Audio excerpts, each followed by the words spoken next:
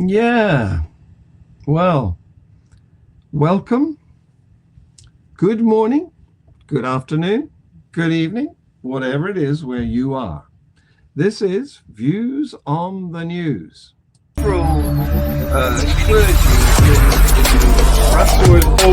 was the Pope appealing for peace, or was he praying for peace? And the same applies to the Carrie Moon drag. Yeah, that's a good question. So what do you have to say about that, guys?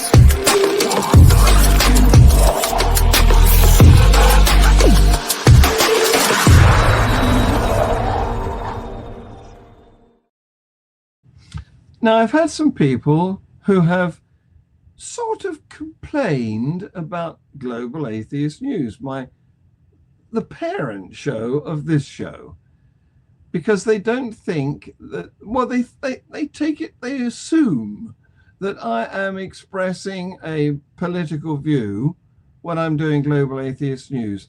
I'm trying not to. I'm trying to deliver dispassionately unbiased news. This is the spin-off show where we have opinions. And tonight's panel member includes Guy Otten from Manchester. Welcome, Guy. How the devil? Yeah, I'm good, thanks. And I hope I have enough opinions to carry the show along with yourself. Well, we've had some apologies from some of our panel members who can't make it tonight. But, you know, we all have lives. So yeah. There's no. And it sounds as if your South African ones are doing some good atheist work.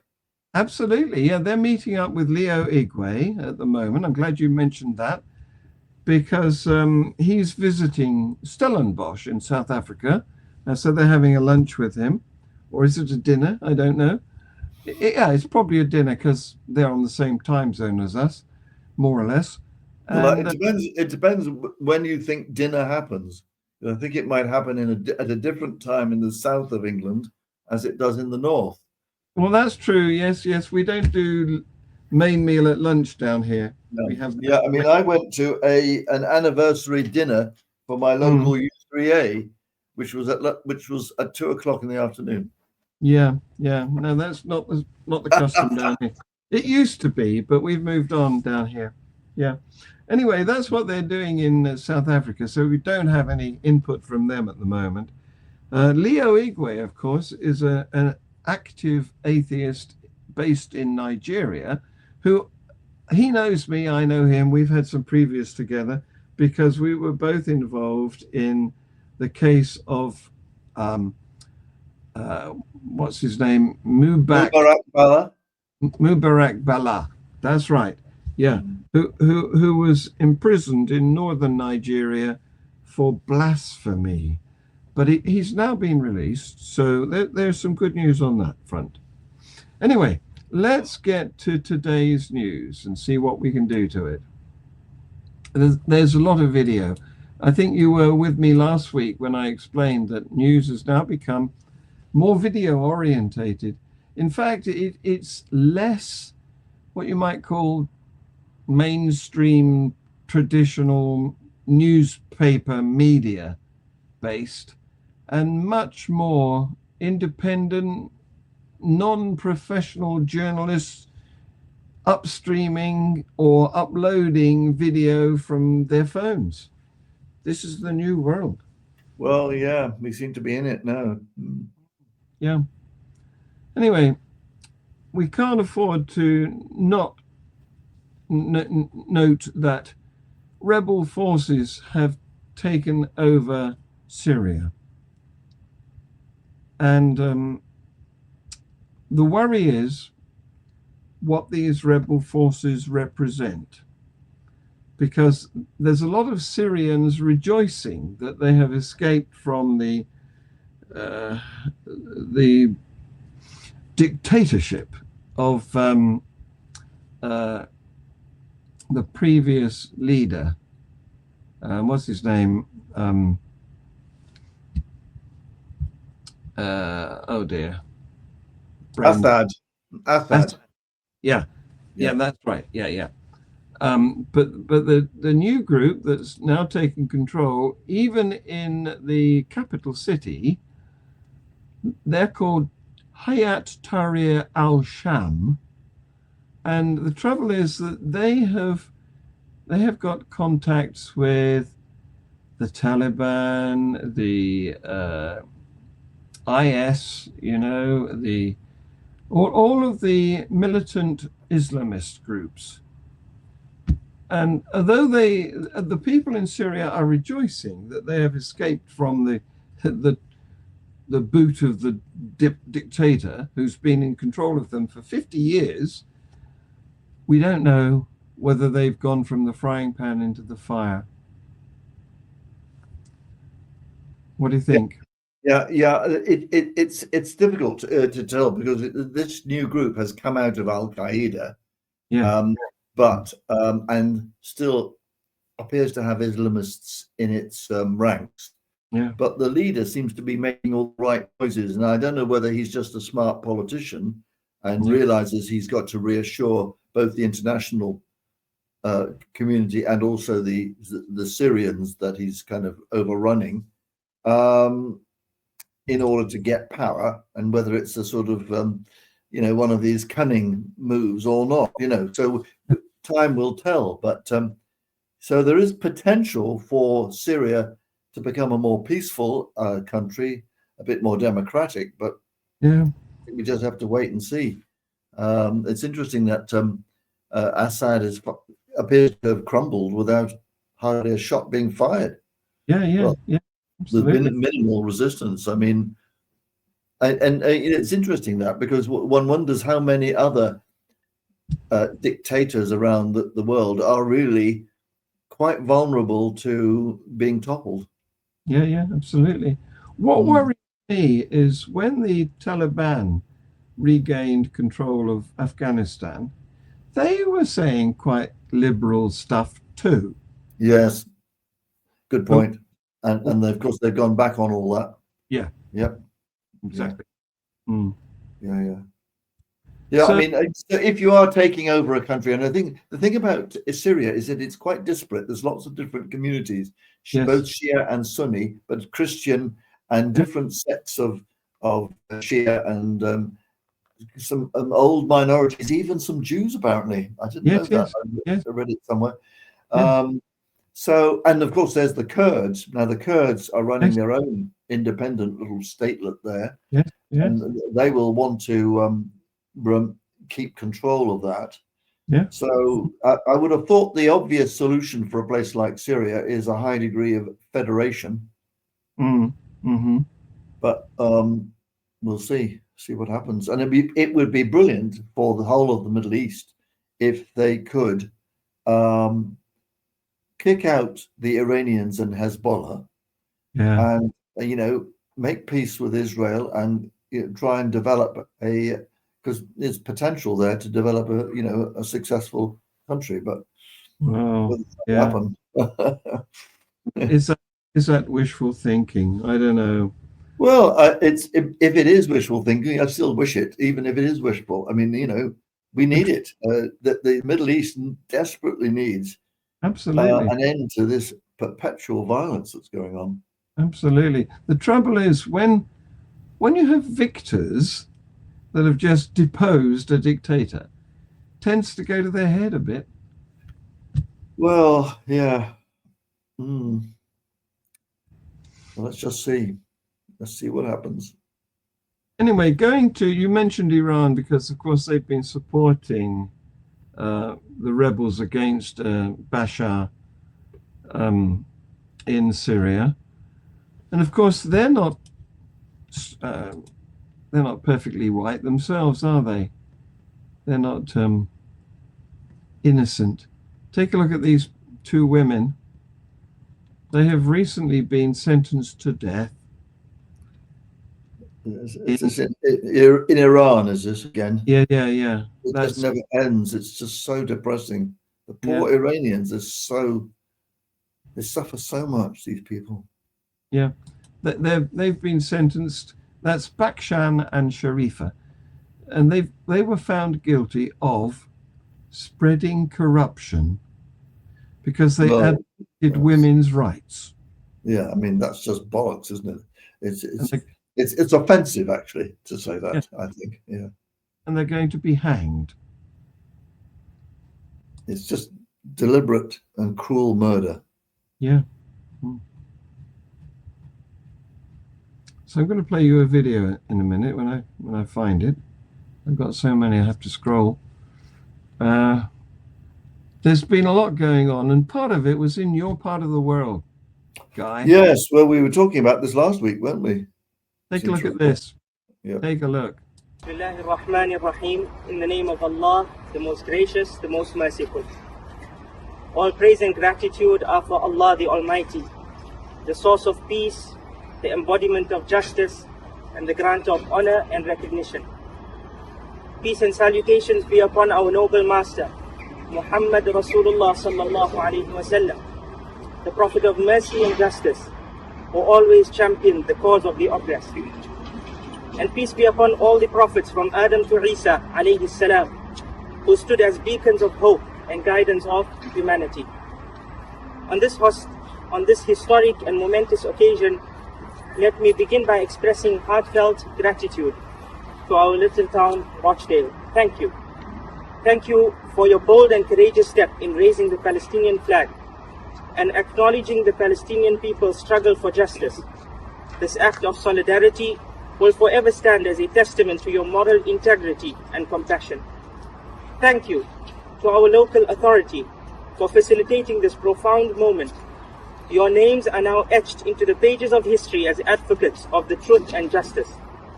Thank you, Sister Ikram, and your unwavering dedication and tireless efforts in making this day a reality are a source of inspiration to us all. Thank you to our councillors, our mayor.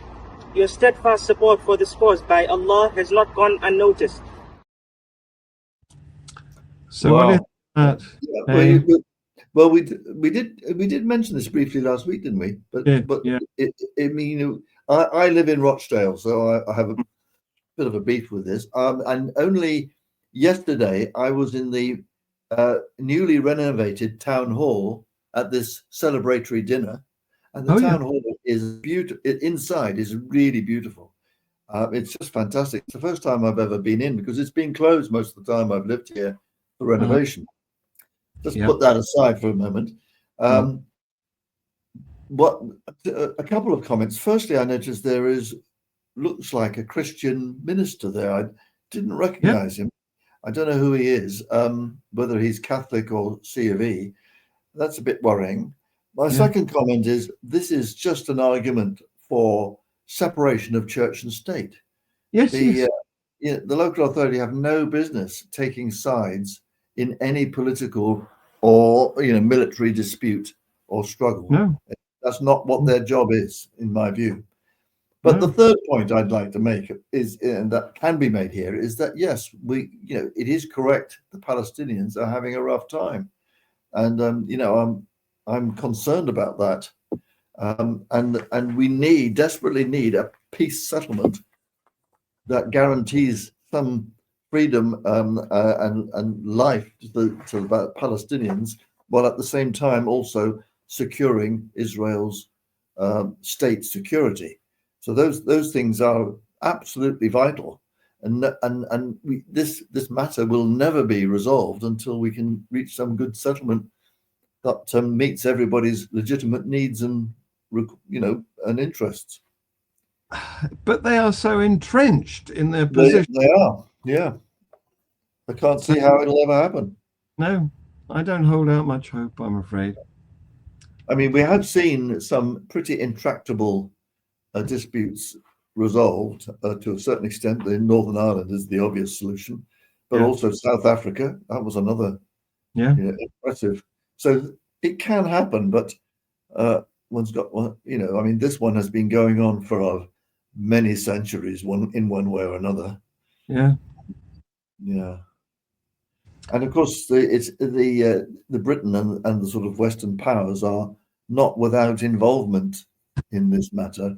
Historically, yes. And I mean, the fact that Britain made some decisions in the past, which has led to the current situation, does not mean we therefore automatically bear responsibility for what's going on now. No. But it does mean that, we should be concerned to try and sort it out, I think. Play our part in as far as we can. Yeah, yeah. But I mean, those flagpoles are directly opposite the town hall. Yeah. And when I went yesterday, I looked to see if I could see this Palestinian flag, and I didn't see it. So, it didn't last long. It wasn't up there for a long time. Interesting. I'm not quite sure what that was about. Mm. It looks like a sort of demo, really. Yeah. Mm. And of course, once a video is up on the internet, it's there forever. Yes, yeah. It is a concern because Rochdale does have quite a substantial Muslim population. It's something like 30% in one of the Rochdale constituencies. So that would be, say, 15% in Rochdale borough as a whole, which is a higher percentage than is average across the country.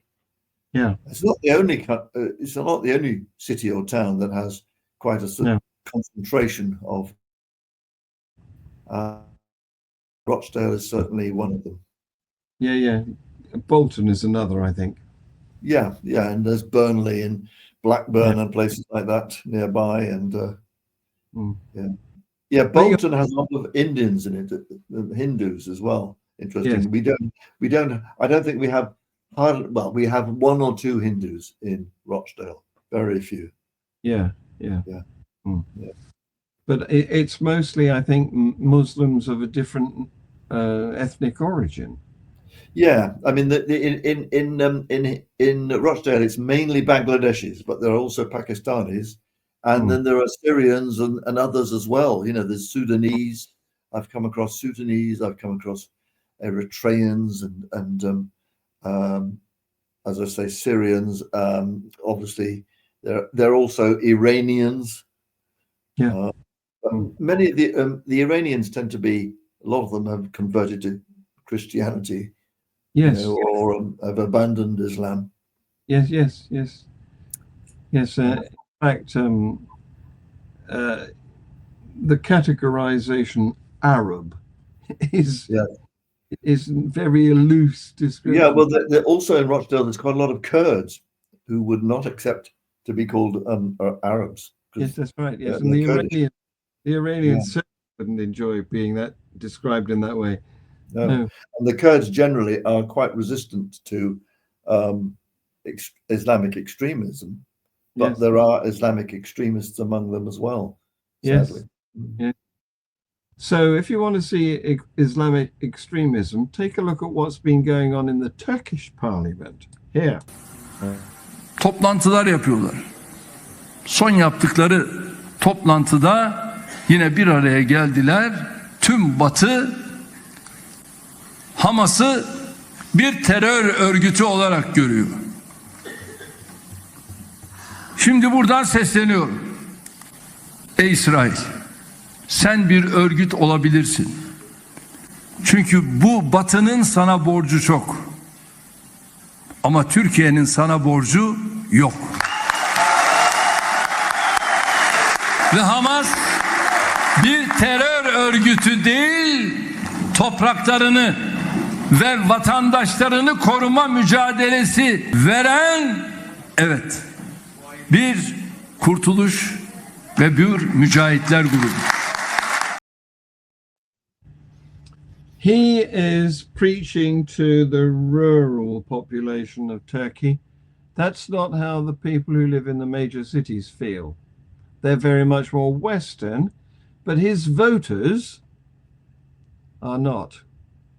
Well, I mean, the thing is, to a certain extent, he's right. They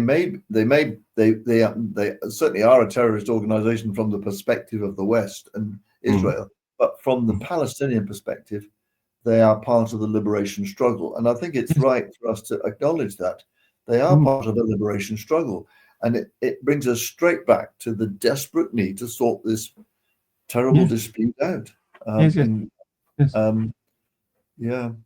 Who was it? I also think that Hamas have have done a great disservice to their own people Yeah, by the way absolutely. they've handled this, because Mm, as a result of their mismanagement and their reckless deeds, mm. they have essentially, destroyed or facilitated the destruction of Gaza, or a Yeah, huge part of it, yeah, and the death of tens of thousands of their people, the maiming and injuring of yes, probably hundreds of thousands of their people. yes. I mean, that is not a sensible strategy for a liberation struggle, to be honest.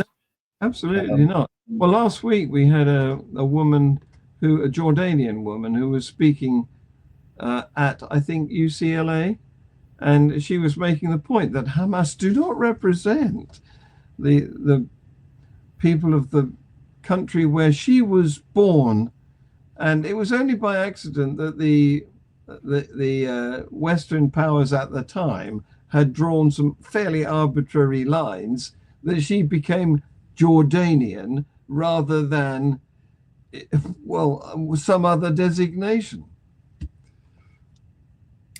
yeah, I mean, I've seen actually within the last couple of days an article about Hamas in which it was stated that Hamas did represent the feelings of those people in Gaza. So I mean, it's good news if there are some people who say that Hamas does not represent them, I think, but I Well, suspect a lot do. I've found lots of videos where mothers of deceased children who have been victims of the result of activities conducted by Hamas. They've been in schools that Hamas was using as their protection. They've been in hospitals that Hamas were using as their protection. And these mothers do not support Hamas. Mm.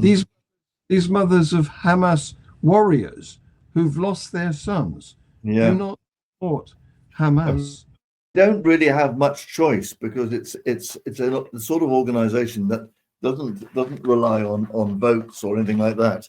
No. It relies on authoritarian rule Yes. and insists on support, basically, whether you like it or not. Yes. So Yes.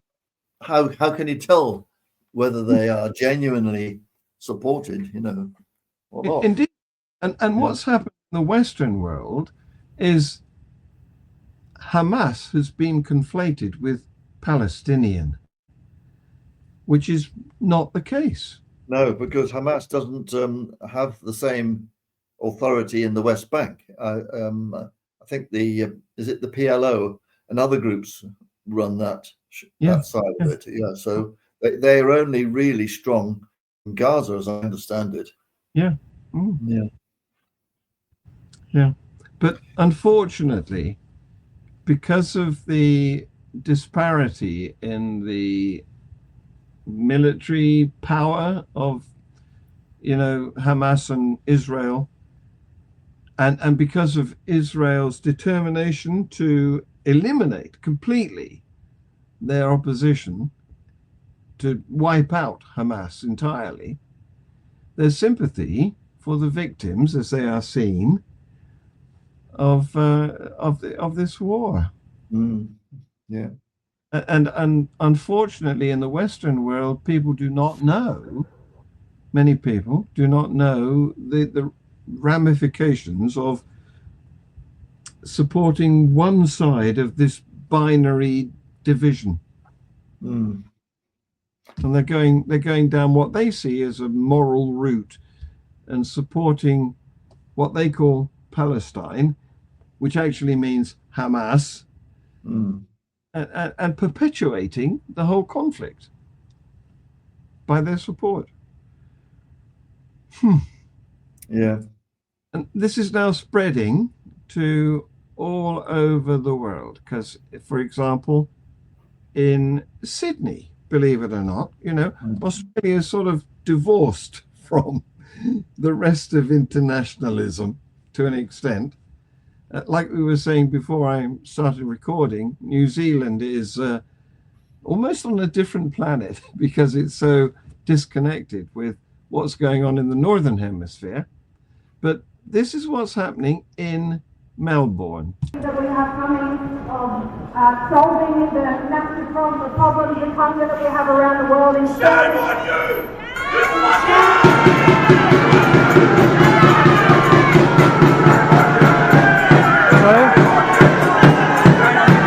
Please go away. Okay, no, you're going away this way and you're going away. You're just antagonising him, no need to be here. I'm going to the No, you're going away, not anymore. I'm directing you to leave the area, mate. Because that antagonises them. So you're not being here, So go away, please. hold on, can we? So coming up here, Yep, and we speak in peace. just coming up to cause dramas, that's all you're doing. Hold on. Keep walking. I am I'm not walking having you cause a public issue because you wanted to pull a flag out. They're allowed to protest. All right, can we please You're just speak in? antagonising them. No, I'm moving away from the area so they don't cause dramas. All right, can we stop at a certain state? I can give you the flag and I'll go to the event. You've done that to antagonise them. What is it? You can have my details, you can have the flag. Yeah, we're going to have your details. Okay, So I've detained you for breach of the peace, mate, because that just antagonises them, okay? okay. There's a chance that they could get upset and they can hurt you. We don't have the police to stop 50 people coming across and attacking you. Did you hear that? Yeah. We don't have the first of all, I made a mistake. That was Sydney, not Sydney. Melbourne. Yeah. But And what, I mean, that's the reality with police in this country as well. yeah. I mean, I think it's only in totalitarian police states that have huge numbers of police. Yeah. What was happening there was a pro-Palestinian protest going on with all the drums banging. Yeah. This Israeli Yeah. was walking along on his way to an Israel event, and he had a flag of Israel, and the police stopped him because he might offend them. Mm. I mean, no, that's not quite right. If you listen carefully, they're concerned about a breach of the peace. So the police's responsibility is to keep the peace. That's one of their responsibilities. And if they see a potential for a disturbance, they will try to head it off. And that's what they were trying to do. They're not making any judgment on the pros and cons of Israel versus Palestine, the causes. That's not their concern. Their concern is to stop a breach of the peace. And as he explained, you know, if the Palestinian demonstration got offended and came over heavy-handed, he did not have enough police to protect that Israeli. That sort of thing has been going on in London as well, pretty much identical sort of scenarios. Yes. What's interesting to me was that I was looking for the line down the middle of the pavement, because when I lived in Sydney in 1966, admittedly a very long time ago, there was a line down the middle of the pavement, and you had to walk on the, you had to keep to the left. I didn't see any lines on those pavements, so maybe they've abandoned that idea. Yeah, well, I hope so. It does sound rather silly. Yeah. Oh, dear. Anyway, it seems a shame that a Jew can't walk to an Israeli event, whatever it was, without being stopped because there are protesters of the other side. Yes. I can see that, and it's kind of a breach of the principle of freedom of speech. And you would have thought that human right, the freedom of speech, should be overriding. But it does mean that the police would have to turn out in sufficient numbers to guarantee the peace, notwithstanding that person being there. And the other problem is that it's a bit unfair, is that there appears to be large numbers of these pro-Palestinian supporters and demonstrators, but the number of Jewish actual people around are not that great. Yeah. In many Well, in the UK, there are only about 3 significant concentrations of Jews, Yeah. as far as I know: Manchester, London, and is it Leeds? You know, I'm not sure if many other places have that many Jews at all. No. Mm. Yeah, there you go. So there is something happening in Melbourne, which is why I misidentified the previous video. So there's something else happening in Melbourne, is there? Right. Yeah. It's the burning of a synagogue. Now, what happened was men were spotted pouring, I think, petrol onto the roof of the synagogue while people were in it, Jews presumably, and then setting fire to it. Take a look.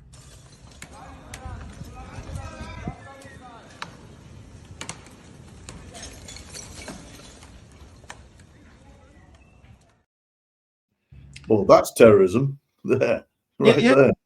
And it was identified as such by the Premier, I think, of Victoria, the state that Melbourne is in, an anti-Semitic act. Yes.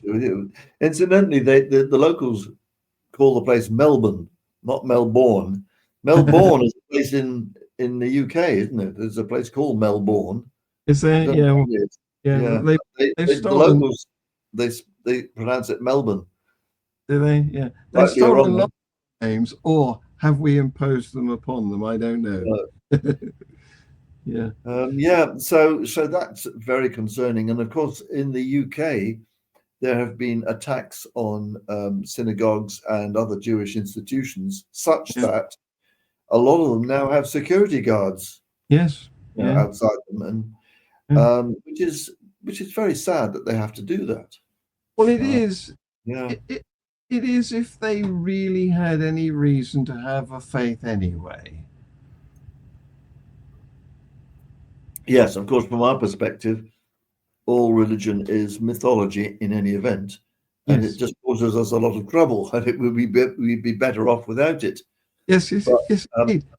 I mean, we also uphold the right of people to hold their own beliefs, religious beliefs, however ridiculous they may be.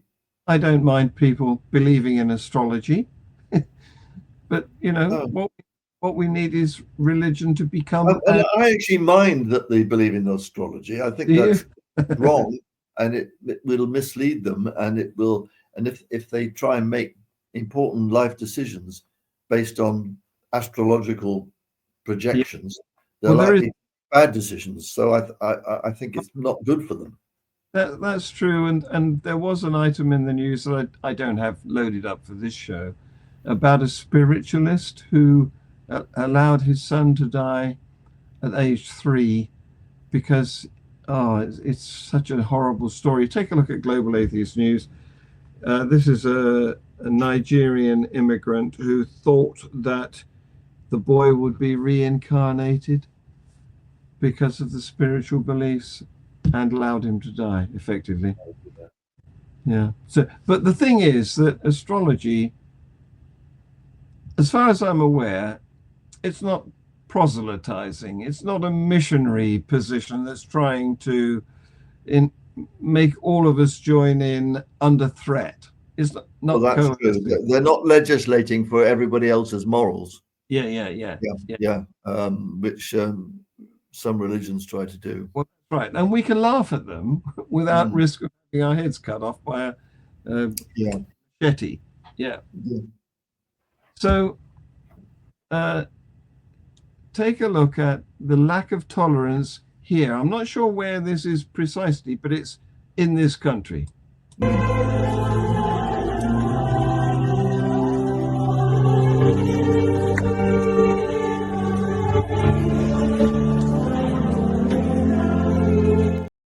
It doesn't seem to have uploaded properly. No, didn't see anything. No. What was it that we missed? Okay, well, it was a cathedral in service, and I'm not sure where it was. It could have been the local cathedral in Chichester. There's so many. I'm not that expert on individual cathedrals.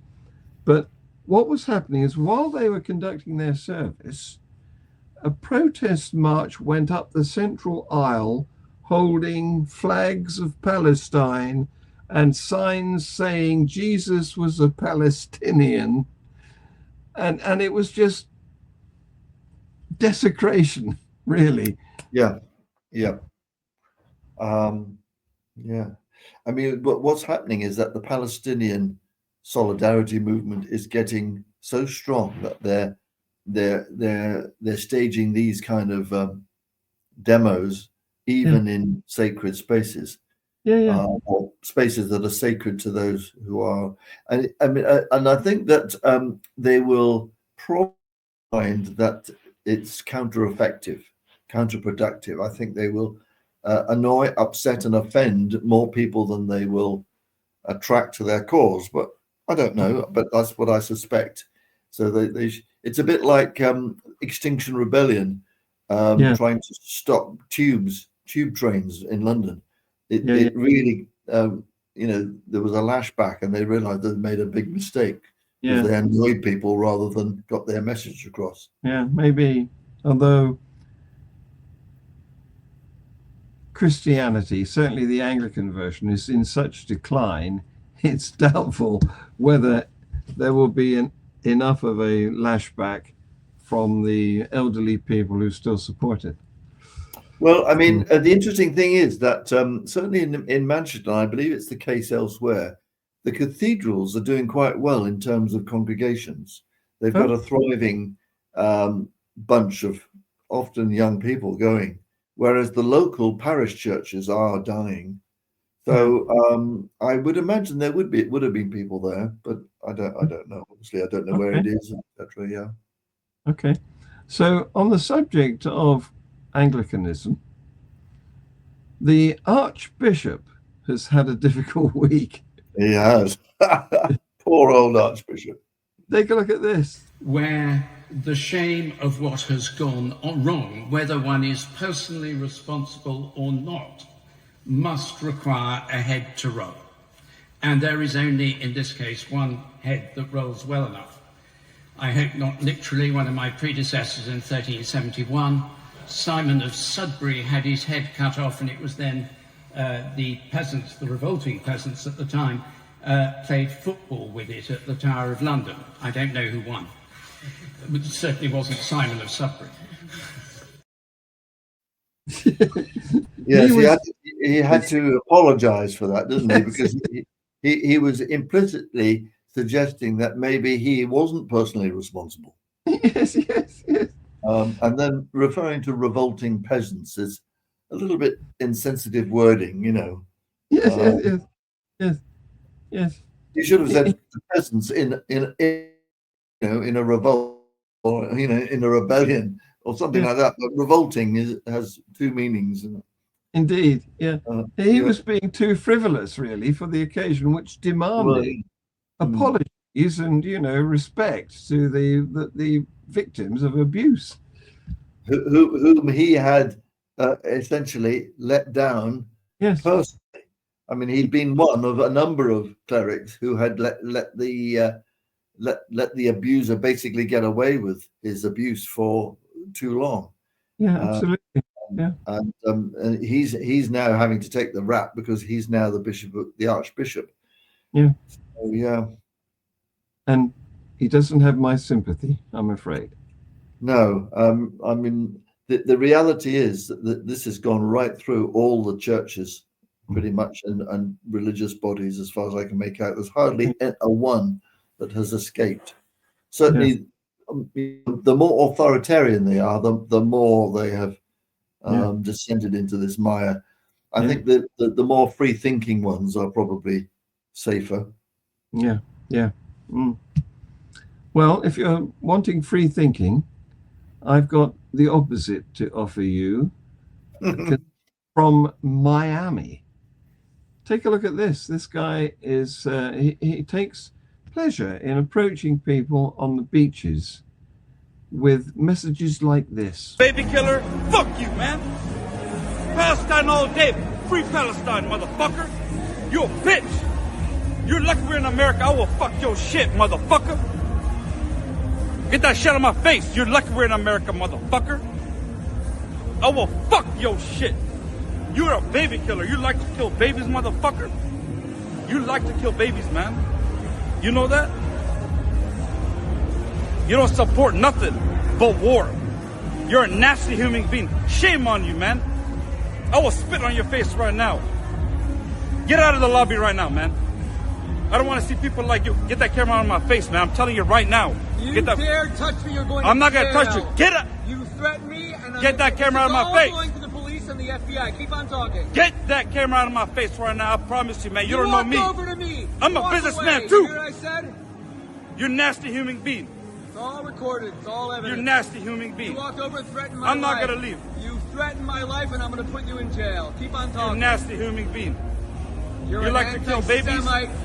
Jew hater, and no, you want me dead. No one likes Jews. Let me tell you something. No one has a problem with Jews, but people like you, that are Jews, that are making the Jews look bad, you're a piece of shit, hypocrite, son of a bitch. That's what you are, man. You baby killer. Your son is in the IDF too, huh? He likes to kill babies, shoot him right in the skull, in the head. You nasty human being. You Jew killer. Hello. You kill. So charming. Absolutely. What that means to me is we've all, bearing in mind that everyone has one of these now and can record and upload, we've all got to be very much more careful about what we say, because it's going to come back and bite us and never go away. Yeah, I mean, the thing is, I struggled to work out what the hell he was trying to say in terms of an argument. I suppose he's anti-abortion. I think that's one thing. And but apart from that, I was struggling to work out what position he was trying to advocate. Yeah. It was just ignorant hatred, let's face it. Yeah. Talk about bigotry. Yeah. Absolutely. Yeah. Guy, thank you very much. We've come to the end of the show. You've been wonderful, as usual. All right, lovely. Okay. Nice to see you then. Take a week. I've got to shoot off smartly today. I'm not sure whether I will be doing one of these next week because I will be recovering from Hitchmas. Oh, yes, of course.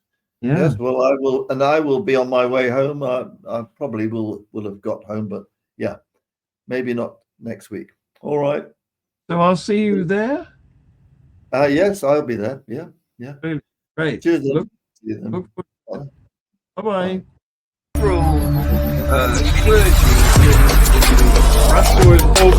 Was the Pope appealing for peace, or was he praying for peace? And the same applies to the carry-on drag. Yeah, that's a good question. So what do you have to say about that?